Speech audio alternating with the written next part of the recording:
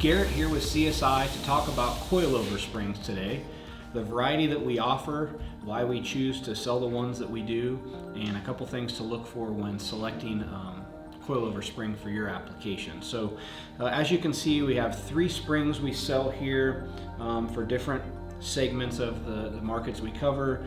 Hypercoil, which we've sold from day one, and then Eibach and Landrum, which we've brought in more recently. So Hypercoil is the spring that I'm most familiar with.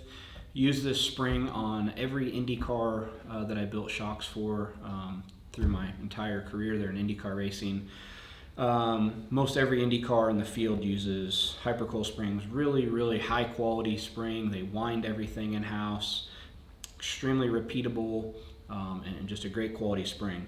During COVID, obviously there was big supply chain issues with everybody, and we had to start to look for other areas and different springs to bring in. And the first spring we brought in was Eibach.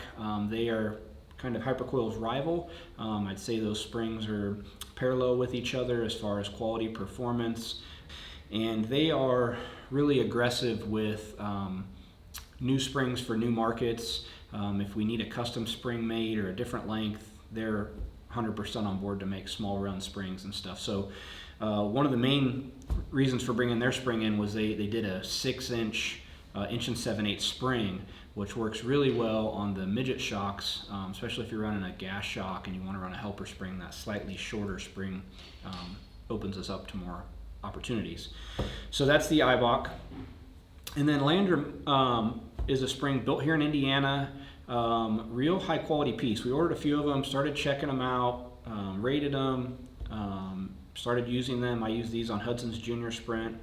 And one of the main reasons we went this route was for the Junior Sprint spring. So both Hypercoil and Eibach don't make an 1 7/8 spring below 100 pounds.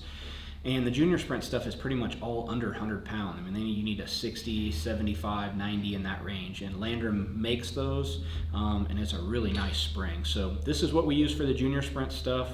If you're a micro or a midget guy, we can get the Landrums for you, good spring, but we stock these 2 options, and same thing for the midget, we stock these 2 options. On the quarter midget side, Hypercoil is always what we've had. We brought in the 3.5-inch Eibach in addition when there was a supply issue with the Hypercoils.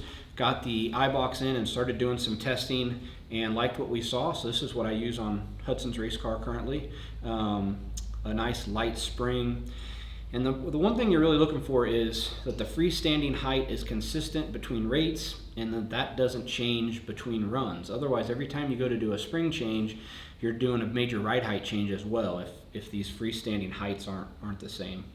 So these are the 2 quarter midget springs we offer. We also offer a spring spacer for this spring if you're needing to run your car higher up in the air. But we like this short spring. It reacts quickly, it's light, very good spring. So quarter midgets, Hypercoil and Eibach are our 2 choices. We love them both. I use this for a long time. Been running these on Hudson's car all year, just testing, trying to get feedback to give customers. And he's won a bunch of races with these this year. It's been a good spring. And then micro and midget, Hypercoil or Eibach. On the 1 7/8 stuff, we have 100 pound up to like 225. And then on the junior sprints, the Landrum spring is the nicest under 100 pound spring we've found. So this is what I use on our junior sprint and what I would recommend as far as that goes.